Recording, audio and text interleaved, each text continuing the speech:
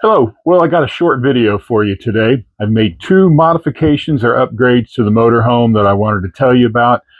Hopefully they're going to make my life easier, and it could be something that could make your life a little easier too. I do have to tell you, Anne's not here. She's visiting her daughters for a couple days. So it's just me and Oliver for a couple days. We're just carefree bachelors.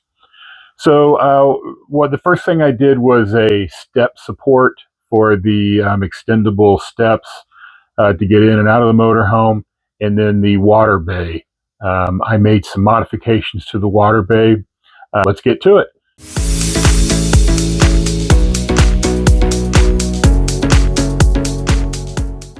First of all, I wanted to let you know that this video is sponsored by absolutely no one. So when you have a brand new channel that you're trying to get off the ground and you don't have hardly any subscribers, nobody wants to give you anything for free. So anyway, so if you could, please like and subscribe to our channel. We have a lot of really cool stuff coming up.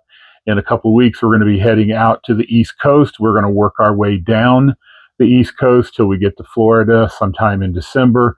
And I have a lot of tips and tricks and more modifications coming up on the motorhome that I think will be very helpful to you. All right, so here it is, the step support that I bought. Pretty simple concept. Put it up like this. Pin goes in here like this. That's for storage when you're going down the road. When you get where you're going, you undo it. Put the pin in the right place, wherever it happens to be for the height of your unit or your stairs, and then put these down as well, and that's what supports it.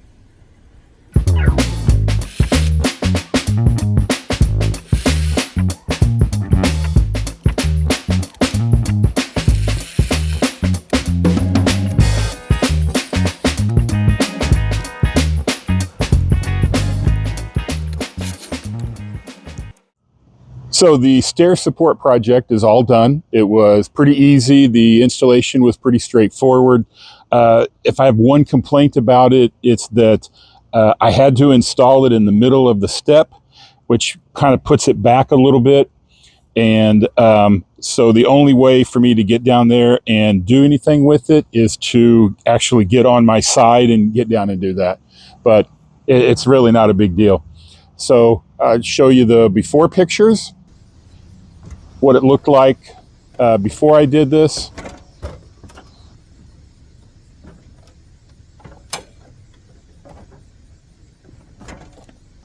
And here's the after pictures.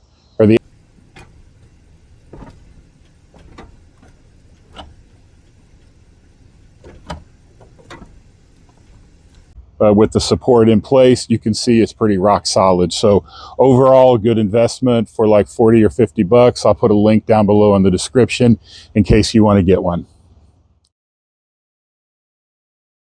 So my water bay project, I finally finished after numerous trips to the hardware store to get all the pieces I need. And I love it. I kind of had this thing in mind for a long time about how I wanted to do this. I love quick disconnects, and I like shut-off valves to make it all easier to do on setup and teardown day. And I've got a quick connect right there. So when I'm setting up, I can just connect that.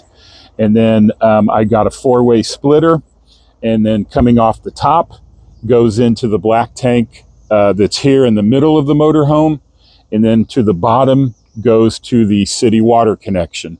And I can turn those on and off independently.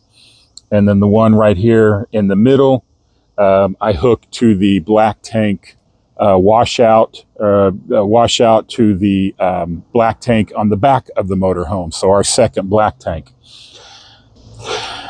And along with the shutoff valves right here, I have water flow meters. I got 2 of them.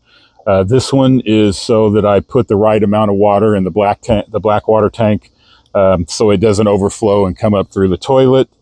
And then the one on the bottom, I probably don't need that one there. I think I'm going to switch this one over to here because this is city water, and also to fill up the freshwater tank. And I don't need that because I can see the freshwater tank. I can watch it fill up. so I don't really need this one here. So I'll probably move this one here at some point. So this is the back of the motorhome, and this is our black tank we have back here. Here's the washout nozzle right here. I've got a quick connect in there, and then all I have to do is pull out this hose and connect it into here like that, and then I run this up to the middle of the motorhome and plug it in, and now I can fill up the black water tank whenever I want to wash it out. Here is some good advice for you, is never ever store your garden hoses in the bay like this, like I'm doing right now.